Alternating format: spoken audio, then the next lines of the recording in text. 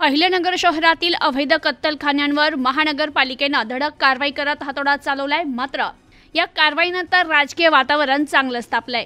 काही दिवसांपूर्वी अहिल्यानगर शहरातील कोठला परिसरात गायीची कत्तल करीत उर्वरित अवयव हे रस्त्याच्या कडेला फेकून देण्यात आल्यानं शहरात तणावाचं वातावरण निर्माण झालं होतं। याच पार्श्वभूमीवर शहराचे आमदार संग्राम जगताप यांनी आक्रमक भूमिका घेत रास्ता रोको आंदोलन छेडलं होतं। जोपर्यंत अवैध कत्तलखाने उद्ध्वस्त होत नाही तोपर्यंत आंदोलन मागे घेतलं जाणार नाही अशी ठाम भूमिका त्यांनी घेतली होती।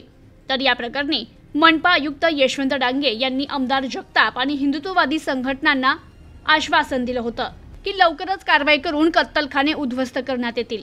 त्यानुसार आज सकाळी महानगरपालिकेने झेंडीगेट परिसरात मोठी कारवाई करीत अवैध कत्तलखाने जमीनदोस्त केले। तर ही कारवाई होताच शहरात आमदार संग्राम जगताप यांचे पोस्टर झळकलेत। अतिक्रमण मुक्त अहिल्यानगरचं स्वप्न साकार करणारे महाराष्ट्रातील हिंदुत्ववादी बुलडोझर आमदार अशी उपाधी देत कार्यकर्त्यांनी त्यांचा गौरव केलाय। तर या कारवाईनंतर अहिल्यानगरच्या राजकारणात पुन्हा एकदा संग्राम जगताप यांची आक्रमक प्रतिमा ठळकपणे समोर आली आहे। तर या पोस्टरमुळे अहिल्यानगर शहराचे आमदार संग्राम जगताप हे पुन्हा एकदा चर्चेत आलेत।